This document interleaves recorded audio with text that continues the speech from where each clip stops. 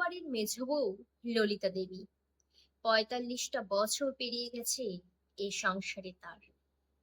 ২ সন্তানের মা সে।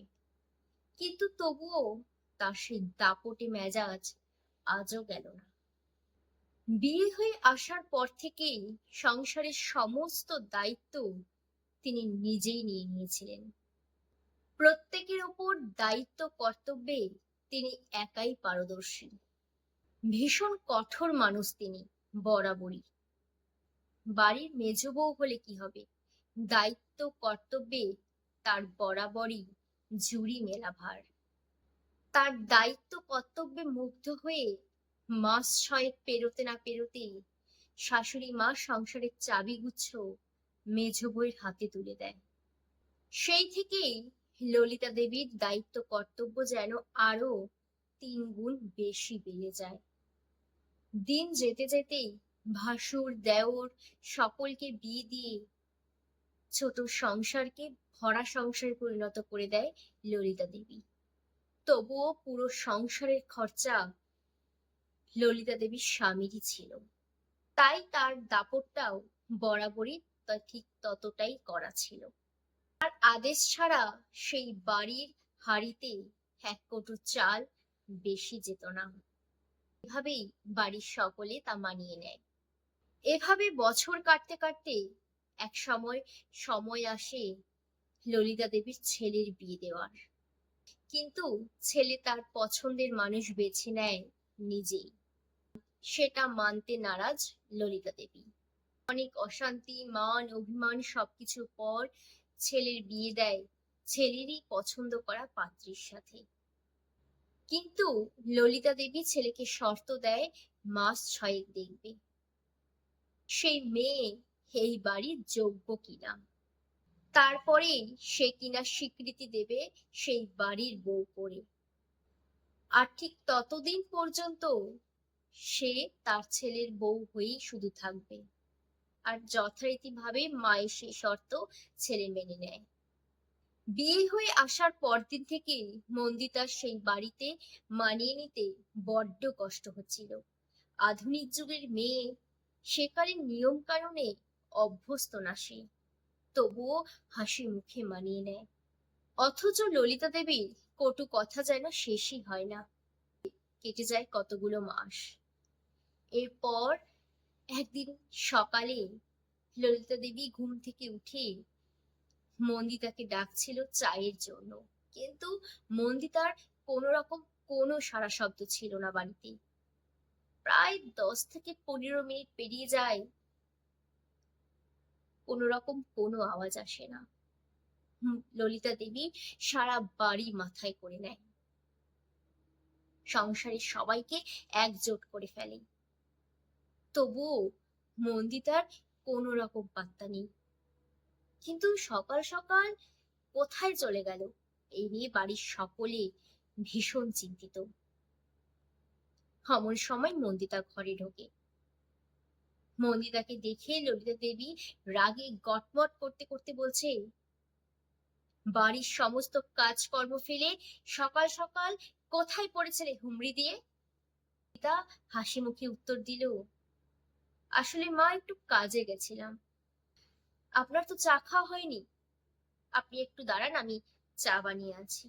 মন্দিতা এবার সোজা রান্নাঘরে চলে গেল। শাশুড়ি মায়ের জন্য চা বানিয়ে ঝটপট স্নান সেরে পুজোর ঘরে ঢুকে পড়ল।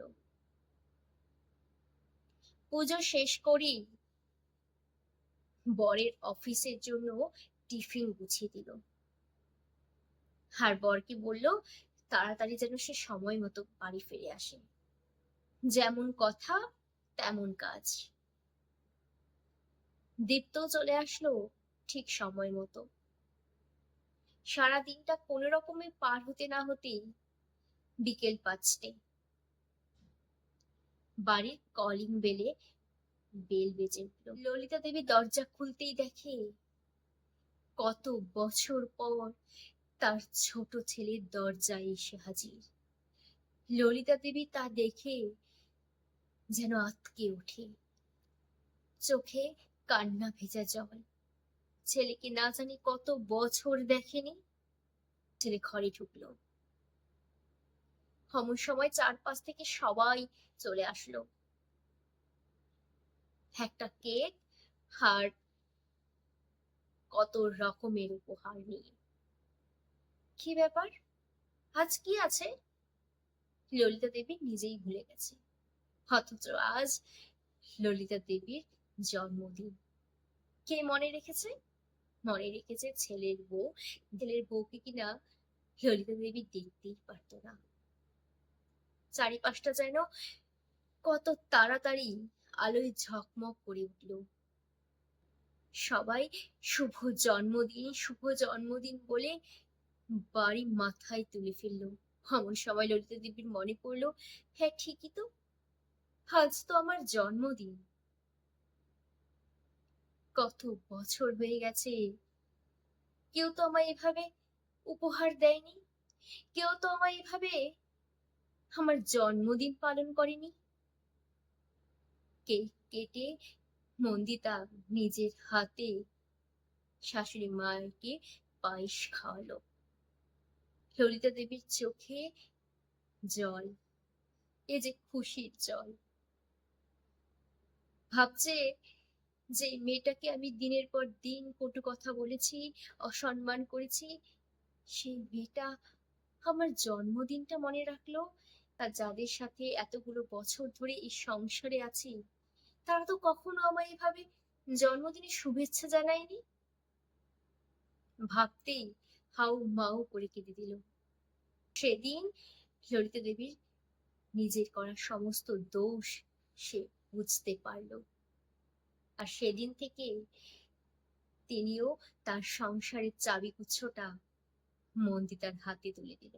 ললিতা দেবী বলছে, পারলি তাহলে বল, তোর এই দাপটে শাশুড়িকে এবার আচ্ছা করে জব্দ করতে। এই আমার বাড়ির যোগ্য বউ, যে আমার ছেলেকে আজ আমার কাছে নিয়ে এসেছে। ললিতা দেবীর ছোট ছেলে সুমিত বহু বছর আগে এই বাড়ি ছেড়ে চলে গেছে মায়ের ওপর মান অভিমান করে। কারণ তার বউ মায়ের এসব নিয়ম মেনে নিতে পারছিল না। তাকেও দিনের পর দিন অবহেলিত হতে হয়েছে এ সংসারে। তাই সে বউ নিয়ে চলে গেছিল। কিন্তু আজ এতগুলো বছর পর মন্দিতার ডাকে সে বাড়িতে এসেছে। ললিতা দেবীর আনন্দে সীমা ছিল না। নমস্কার। কলমে এবং কণ্ঠে তন্নি রায়।